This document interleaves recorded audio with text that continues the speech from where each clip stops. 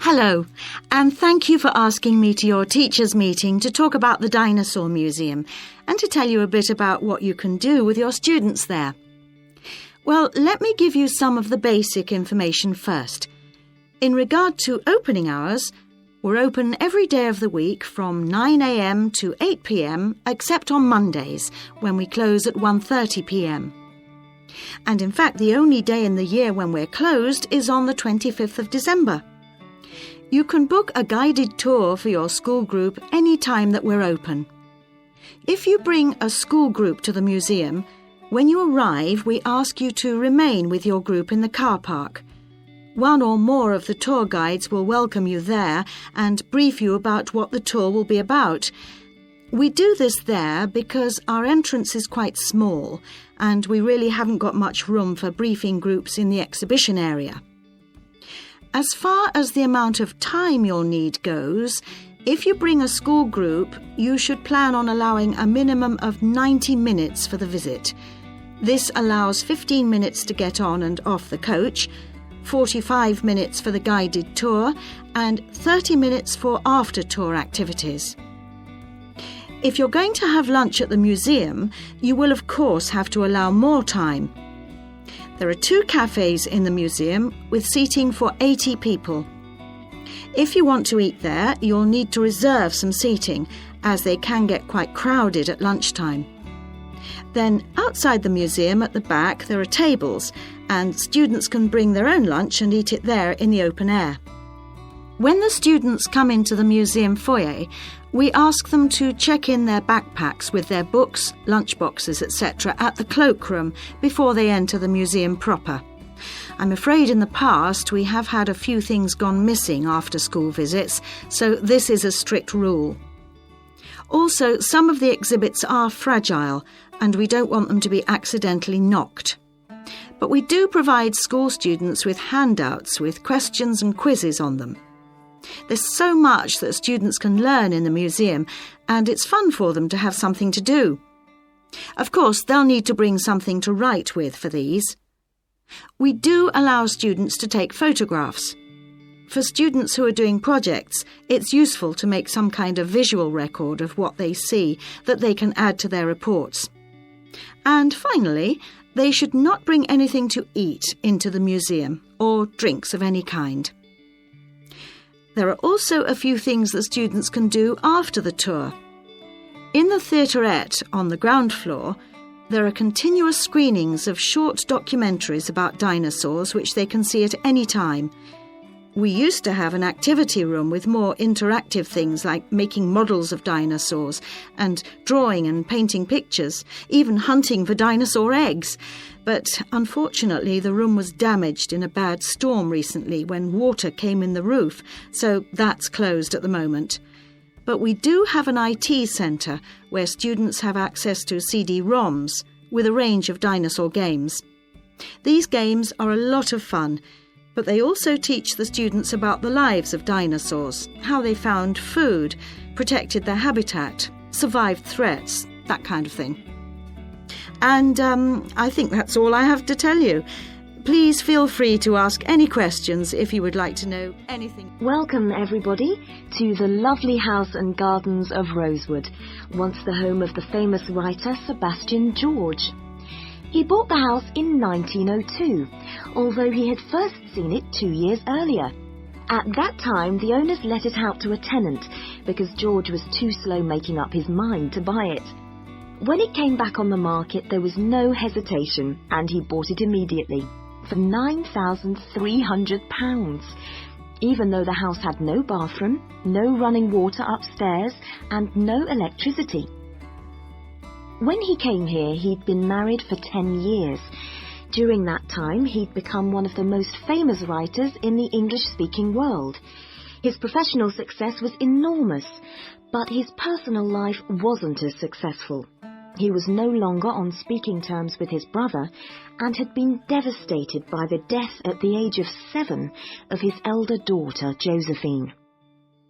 Moving to Rosewood allowed the family to start a new life.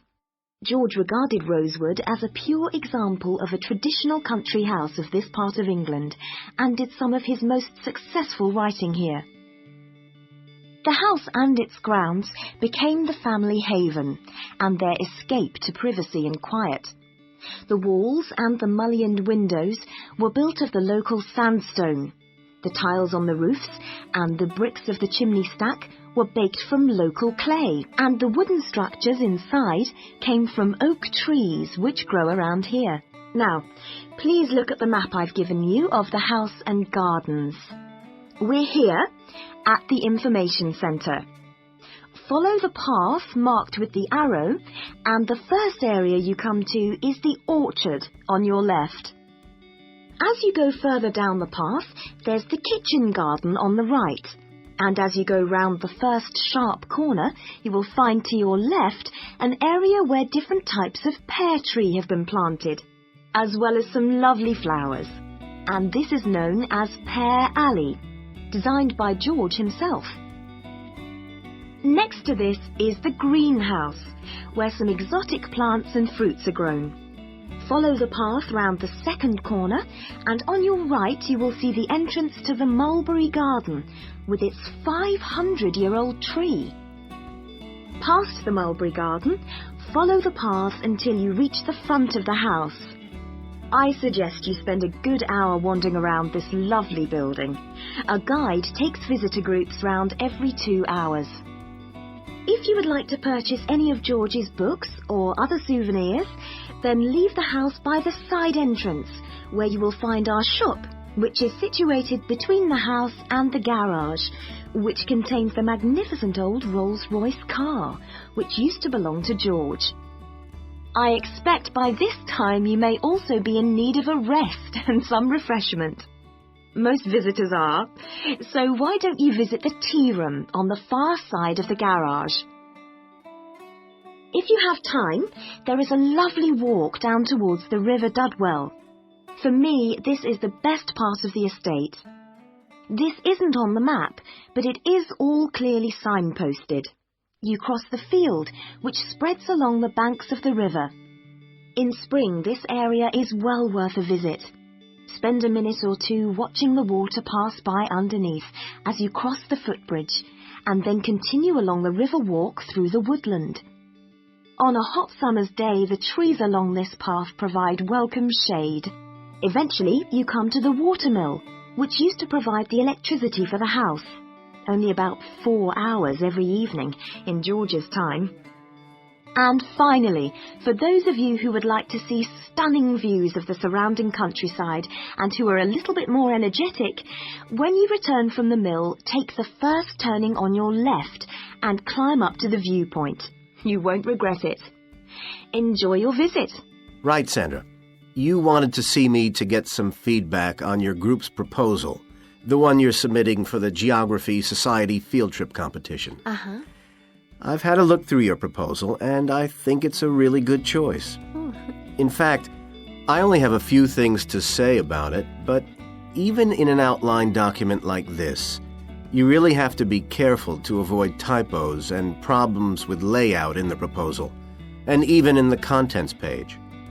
So read it through carefully before submitting it, okay? Will do. And I've made a few notes on the proposal about things which could have been better sequenced. Okay. As for the writing itself, I've annotated the proposal as and where I thought it could be improved. Generally speaking, I feel you've often used complex structures and long sentences for the sake of it, and as a consequence, although your paragraphing and inclusion of subheadings help, it's quite hard to follow your train of thought at times. Oh. So, cut them down a bit, can you? Really? Yes, and don't forget simple formatting like numbering. Didn't I use page numbers? I didn't mean that. Look, you've remembered to include headers and footers, which is good, but listing ideas clearly is important. Number them or use bullet points, which is even clearer. Then you'll focus the reader on your main points. I thought your suggestion to go to the Navajo Tribal Park was a very good idea. No, I've always wanted to go there. My father was a great fan of cowboy films and the Wild West, so I was subjected to seeing all the epics, many of which were shot there. Mm-hmm. As a consequence, it feels very familiar to me, and it's awesome, both geographically and visually. So it's somewhere I've always wanted to visit. The subsequent research I did and the online photographs made me even keener. Interesting. Right, let's look at the content of your proposal now. Did you find it comprehensive enough? Well, yes and no. You've listed several different topics on your contents page, but I'm not sure they're all relevant. No? Well, I thought that from the perspective of a field trip, one thing I needed to focus on was the sandstone plateau and cliffs themselves. The way they tower up from the flat landscape is just amazing. The fact that the surrounding softer rocks were eroded by wind and rain, leaving these huge outcrops high above the plain. It's hardly surprising that tourists flock to see the area. Well, yes, I'd agree with including those points. And then the fact that it's been home to Native American Navajos and all the social history that goes with that. The hardships they endured trying to save their territory from the invading settlers. Their culture is so rich. All those wonderful stories. Well, I agree it's interesting, but it's not immediately relevant to your proposal, Sandra. So, at this stage, I suggest you focus on other considerations. I think an indication of what the students on the trip could actually do when they get there should be far more central, so that certainly needs to be included and to be expanded upon. And I'd like to see something about the local wildlife and vegetation, too. Not that I imagine there's much to see. Presumably the tourist invasion hasn't helped. Okay, I'll do some work on those two areas as well. But you're right, there's not much apart from some very shallow-rooted species. Although it's cold and snowy there in the winter, the earth is baked so hard in the summer sun that rainwater can't penetrate. Mm-hmm. So it's a case of flood or drought, really. So I understand. Now, before we look at everything in more detail, I've got a few factual questions for you. It would be a good idea to include the answers in your finished proposal, because they're missing from your draft. Fine. So you mentioned the monoliths and the spires, which was good. But what area does the tribal park cover? Do you know? 12,000 hectares, and the plain is at about 5,850 meters above sea level. Larger than I expected. Okay, where's the nearest accommodation? That's a practical detail that you haven't included. Have you done any research on that? Yes. There's nowhere to stay in the park itself, but there's an old trading post called Goulding quite near. All kinds of tours start from Goulding, too. What kind of tours? Well, the most popular are in four-wheel drive Jeeps, but I wouldn't recommend hiring those. I think the best way to appreciate the area would be to hire horses instead and trek around on those. Biking is not allowed, and it's impossible to drive around the area in private vehicles. The tracks are too rough. Okay. Lastly, what else is worth visiting there? There are several caves, but I haven't looked into any details. I'll find out about them. Okay, good. Now what I'd like to know... Lucy, we really need to get working on this marketing assignment. We've only got 5 weeks left to the end of term to design it, carry it out, and then write up the results. Sure. Well, let's get started right now. Let's go over the instructions. What exactly do we have to do? Well, it says here we have to look at one area of the entertainment industry. There's a list of the different types. What are they? Music, cinema, theatre, sport, and eating out. Is that all? Looks like it. So we choose one branch of the industry and then we look at how 2 different groups of people use it. Is that right? Yes. And do we have to use any particular method to get our data? Can we mail out a questionnaire or do face-to-face interviews or maybe even observations? Well, actually, it looks like we don't have a choice. We have to do telephone interviews. OK, so at least we don't have to waste time deciding between the different methods. Yeah, that's right. Oh, and the other requirement is the number of interviewees. Not too many, I hope. 10? 20? Well, we have to do 2 groups, remember, and it looks like we have to interview 15 for each group. That's 30 altogether then. It's going to take ages. Yes, but remember we're working on this together, so we'll only have to do 15 each. OK, so those are all the requirements? Yes, looks like it. So, first, which area are we going to choose? My preference would be cinema, since that's where I spend most of my money. I don't think that's such a good idea. I don't think there are huge differences in the market there. I mean, you get young and old, male and female, rich and poor, all going to the same movies. Yeah, maybe you're right. Let's make it music then. Right. So, what 2 groups will we compare and contrast?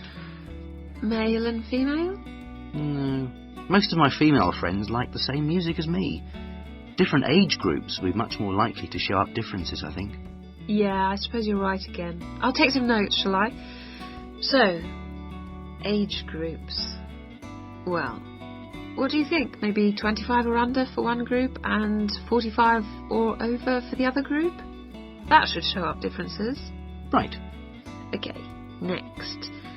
How about the kind of music they like? Let's give them some choices and then we can just tick boxes. OK, let's have pop, jazz, folk, easy listening. What else?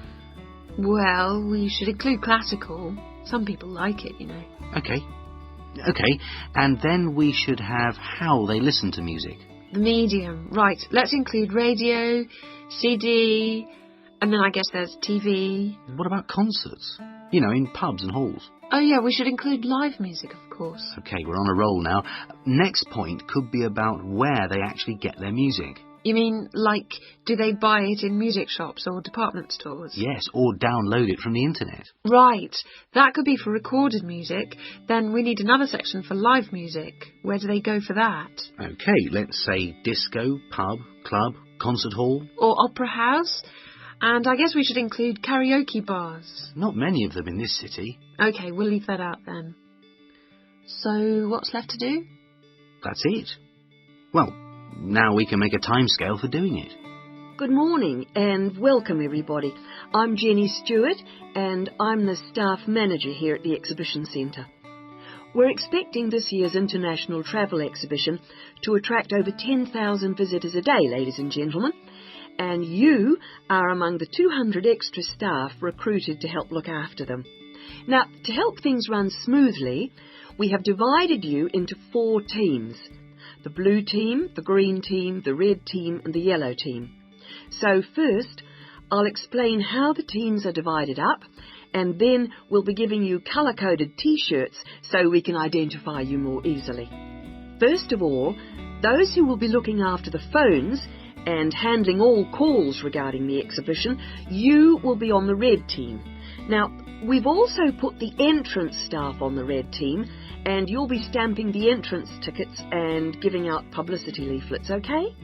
Those of you involved in distributing entrance tickets will be on the yellow team, and we've also put those of you who'll be staffing the information booths around the conference centre on the yellow team, so you'll be getting a yellow T-shirt. Now, most of the hospitality staff have been put in the blue team, so the chefs among you and the kitchen hands will all need a blue T-shirt, but because of the sheer numbers, all waiting staff will be on the yellow team, and this includes the bar staff among you.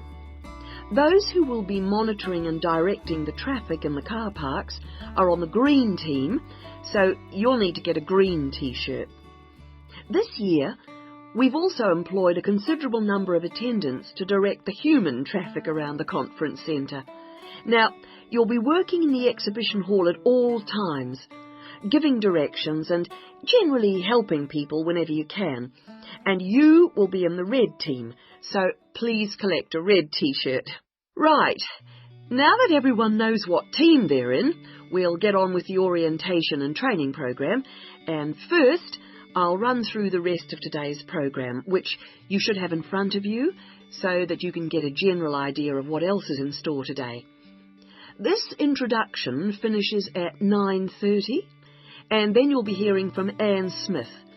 Anne works in the accounts department on level 2, and she looks after all temporary staff, and so she is the person to see if you have any problems regarding pay. Anne will be explaining when and how you get this. She will also be handing out your tax forms.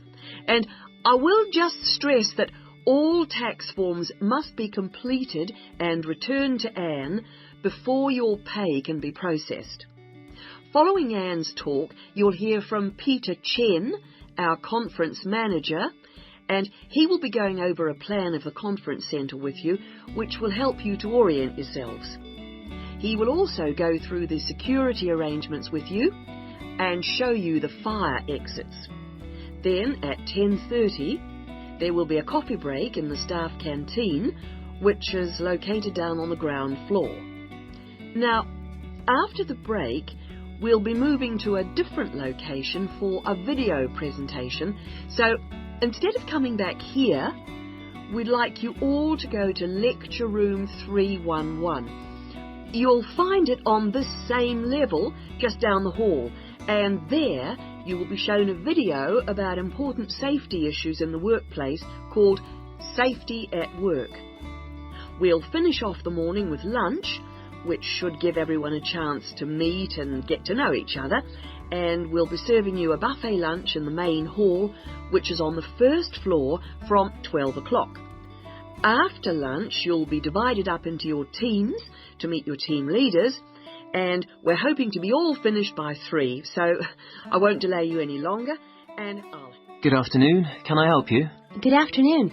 Yes, I've just transferred to the School of Education, and I'd like information about joining the library. Well, the School of Education has libraries on 2 sites, as I'm sure you know. This one here is the Fordham site, and the other is on Castle Road. And is there any difference between the 2 libraries? Not in terms of their facilities. Access to online databases and the internet is available at both sites, and each site has a range of reference materials on education. Oh, yes, I see. But the Castle Road site has books on the sociology of education and a collection of textbooks and teaching resources covering most of the subjects taught in secondary schools. Ah, right. But I'm training to be a primary teacher, so I need to look at materials for the 5 to 11 age group. Then you've come to the right place. At Fordham, we hold material relating to primary education, as well as special needs. But, of course, you'll need to familiarise yourself with both sites to make the most of our resources. You haven't mentioned periodicals. Are they held at both sites? Current issues, yes, but if you want to look at back issues, you'll need to use the CD-ROM databases, which are held here at Fordham. I see. Now, about borrowing books, I'm living out of town, so I'm hoping I can borrow quite a few items and cut down on the number of trips I have to make. Right, well, members can borrow 2 books at a time from each site. Only 2 books? Only 2 from each site, but that's 4 altogether. Oh, I see. And how long can I hang on to them for? The borrowing period is 1 month, but of course books can be renewed. You can renew any item a maximum of 3 times. Do I have to come to the library to do that? No, you can do it by telephone or email, but you can't renew overdue books this way, only before or on the due date stamped in the book. We'll need your full name, your borrower number, and the name of the site library you borrowed the items from. So, theoretically, I can borrow books for up to 3 months. Is that what you're saying? Yes, provided they're not recalled. So, what happens then? Well, sometimes an item is requested by another borrower, in which case we'd send you a letter, and you'd have to return the book within 7 working days. Don't forget, we're closed on Sundays. Okay. I expect it'll take me a while to find what I need. There's such a lot here. Yes, there is. But if you need help getting started, this term we're running 3 study skills workshops. Oh? What are they on? Let me see. The first one's on resources. Yes, here it is. How to use the library's resources. That includes everything, not just the print and technical resources. That sounds useful. Is there anything on using the internet? Let's see. The one on the internet for beginners was last term. This term it's finding research materials online. That sounds interesting too. What's the last one? It's a workshop on dissertations. What do you mean? How to write one? No, it's more to do with academic writing conventions. You know, writing a bibliography and how to refer to sources in your text, that sort of thing. Anyway, here's a leaflet with information about all three. Oh, thanks a lot. That'll be very useful. You're welcome. Right, Sandra. You wanted to see me to get some feedback on your group's proposal, the one you're submitting for the Geography Society field trip competition. Uh-huh. I've had a look through your proposal, and I think it's a really good choice. In fact, I only have a few things to say about it, but even in an outline document like this, you really have to be careful to avoid typos and problems with layout in the proposal, and even in the contents page. So read it through carefully before submitting it, okay? Will do. And I've made a few notes on the proposal about things which could have been better sequenced. Okay. As for the writing itself, I've annotated the proposal as and where I thought it could be improved. Generally speaking, I feel you've often used complex structures and long sentences for the sake of it, and as a consequence, although your paragraphing and inclusion of subheadings help, it's quite hard to follow your train of thought at times. Oh. So, cut them down a bit, can you? Really? Yes, and don't forget simple formatting like numbering. Didn't I use page numbers? I didn't mean that.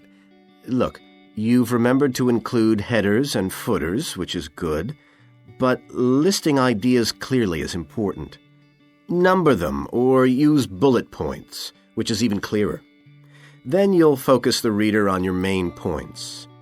I thought your suggestion to go to the Navajo Tribal Park was a very good idea. Oh, I've always wanted to go there. My father was a great fan of cowboy films and the Wild West, so I was subjected to seeing all the epics, many of which were shot there. As a consequence, it feels very familiar to me, and it's awesome, both geographically and visually. So it's somewhere I've always wanted to visit. The subsequent research I did and the online photographs made me even keener. Right, Sandra. You wanted to see me to get some feedback on your group's proposal, the one you're submitting for the Geography Society field trip competition. Uh-huh. I've had a look through your proposal, and I think it's a really good choice. In fact, I only have a few things to say about it, but even in an outline document like this, you really have to be careful to avoid typos and problems with layout in the proposal, and even in the contents page. So read it through carefully before submitting it, okay? Will do. And I've made a few notes on the proposal about things which could have been better sequenced. Okay. As for the writing itself, I've annotated the proposal as and where I thought it could be improved. Generally speaking, I feel you've often used complex structures and long sentences for the sake of it, and as a consequence, although your paragraphing and inclusion of subheadings help, it's quite hard to follow your train of thought at times. Oh. So, cut them down a bit, can you? Really? Yes, and don't forget simple formatting like numbering. Didn't I use page numbers? I didn't mean that. Look, you've remembered to include headers and footers, which is good, but listing ideas clearly is important. Number them or use bullet points, which is even clearer. Then you'll focus the reader on your main points. I thought your suggestion to go to the Navajo Tribal Park was a very good idea. Oh, I've always wanted to go there.